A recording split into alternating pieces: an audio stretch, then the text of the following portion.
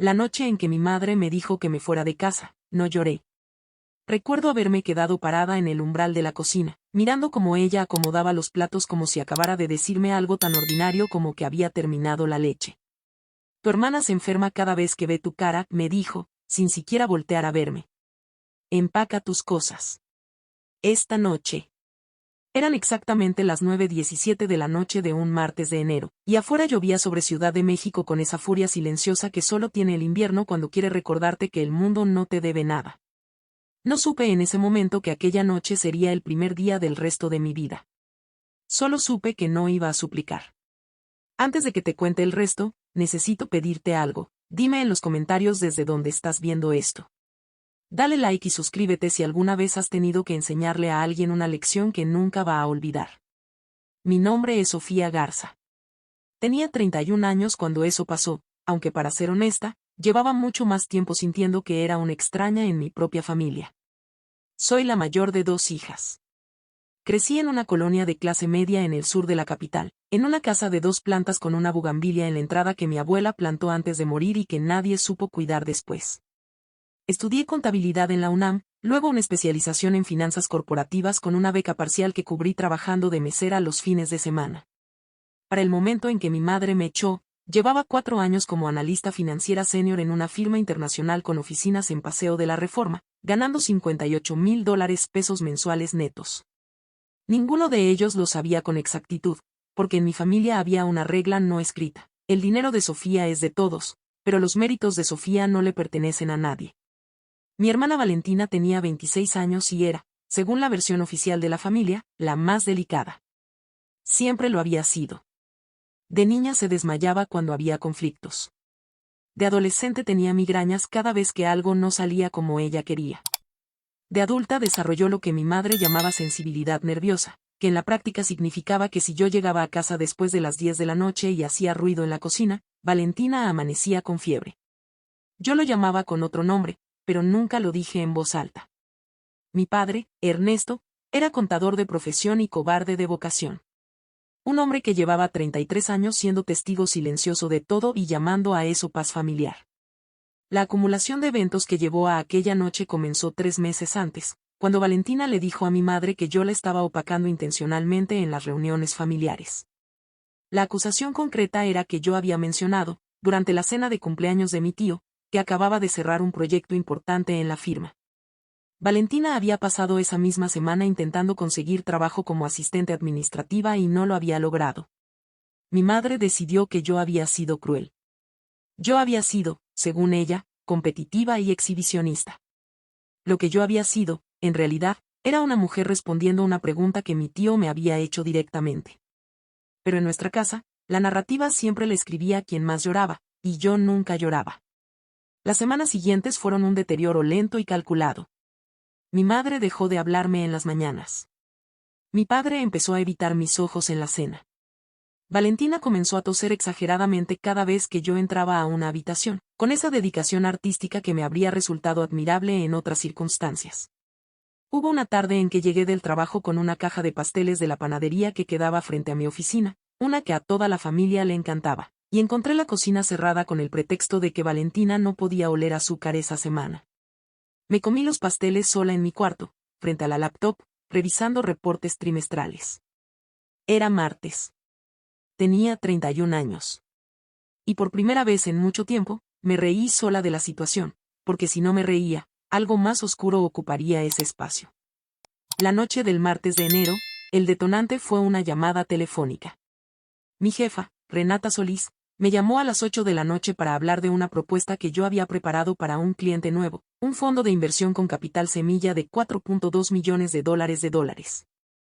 Hablé durante 22 minutos en la sala porque mi cuarto no tenía señal cerca de la ventana.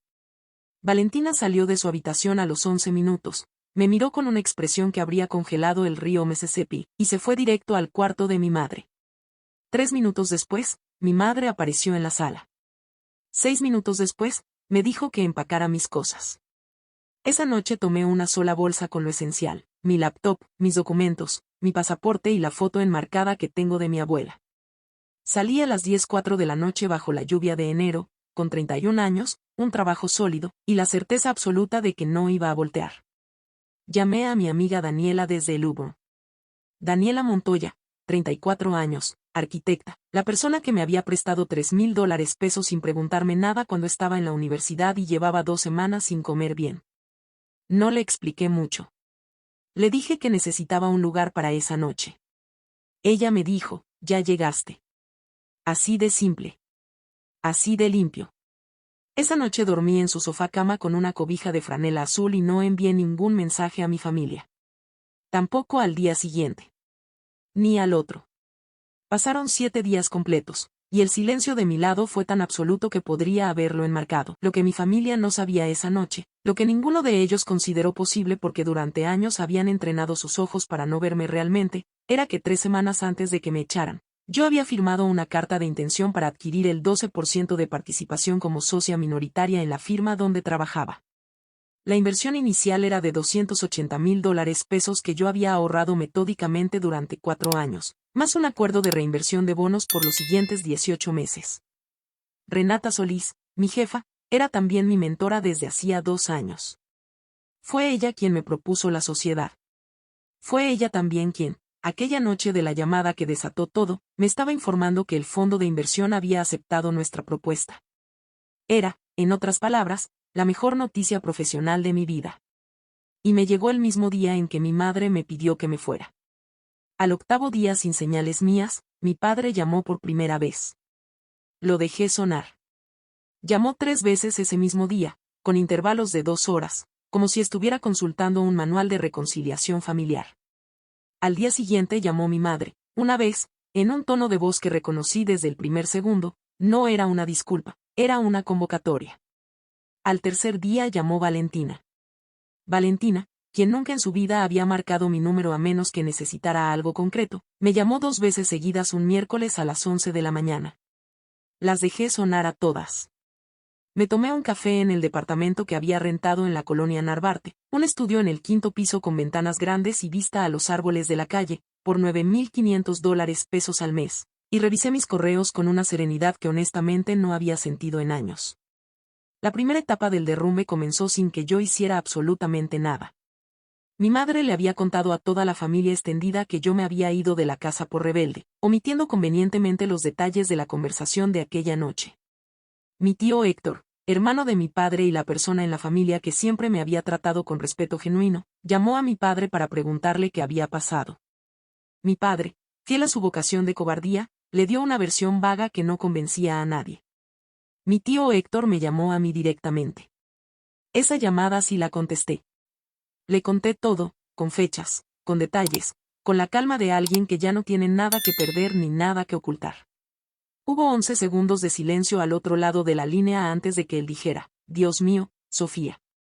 Esos 11 segundos me dijeron todo lo que necesitaba saber sobre cómo sonaba la verdad cuando alguien la escuchaba por primera vez. La segunda etapa llegó 6 semanas después, cuando la firma publicó oficialmente mi nombramiento como socia. Era una nota breve en el boletín del sector financiero, pero Renata también lo compartió en LinkedIn con un párrafo generoso sobre mi trayectoria.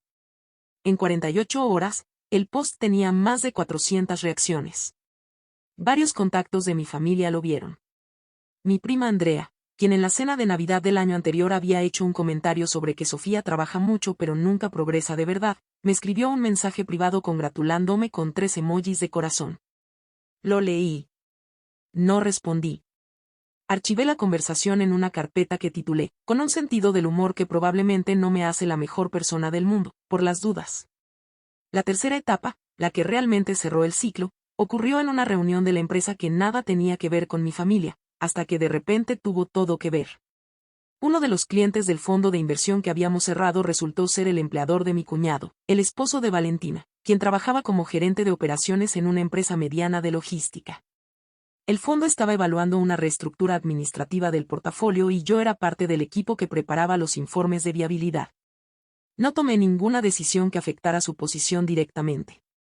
Pero cuando llegó la reunión de presentación y mi cuñado entró a la sala de juntas, me vio sentada al lado de Renata, con mi nombre en la carpeta de materiales frente a él. Algo en su expresión cambió de una forma que describir con precisión tomaría más tiempo del que tengo. No dije nada. presenté los datos. Respondí las preguntas. Me despedí de mano de todos los presentes con la misma profesionalidad de siempre. Esa misma noche, Valentina me llamó por cuarta vez. Esta vez contesté. No porque estuviera lista para perdonarla, sino porque estaba lista para escuchar qué versión de la historia iba a ofrecerme. Me dijo que lo sentía. Que ella sabía que las cosas no habían sido justas. Que mamá se había exaltado esa noche. Me lo dijo en el tono de alguien que está leyendo un guión que escribió alguien más, y yo la escuché completa sin interrumpirla. Cuando terminó, le dije, te escucho, Valentina. Pero lo que describes como exaltación fue la decisión de echarme de mi casa bajo la lluvia a las 10 de la noche. Eso no es un mal momento. Es un lugar desde donde es muy difícil volver. Hubo una pausa larga. Me dijo que necesitaba tiempo para procesar. Le dije que lo entendía perfectamente, porque yo también había necesitado tiempo. Y lo había usado muy bien. Con mi madre la conversación llegó un mes después, en un café cerca de Coyoacán que ella propuso porque era territorio neutral. Se sentó frente a mí con esa rigidez que adopta cuando sabe que está en deuda pero no sabe cómo administrarlo. Me dijo que quería arreglar las cosas. Le pregunté cómo imaginaba que se arreglaba algo así. Me dijo que las familias pasan por momentos. Le dije que sí, que eso era cierto, y que los momentos revelan cosas que estaban ahí antes. No hubo gritos. No hubo drama. Solo dos mujeres en una mesa de café, una de las cuales finalmente había dejado de necesitar la aprobación de la otra para saber quién era. Lo que me llevé de todo esto no fue la satisfacción de que las cosas salieran bien para mí en lo profesional.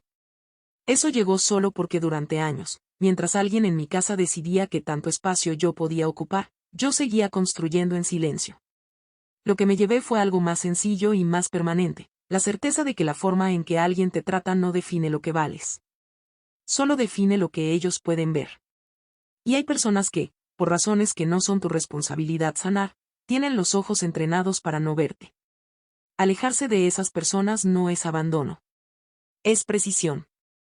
Si esta historia resonó contigo, si conoces de cerca ese silencio de alguien que debería haberte cuidado y no lo hizo, cuéntame en los comentarios. Tu historia importa. Suscríbete para más historias sobre lo que ocurre cuando una mujer decide, finalmente, tomar su propio lado.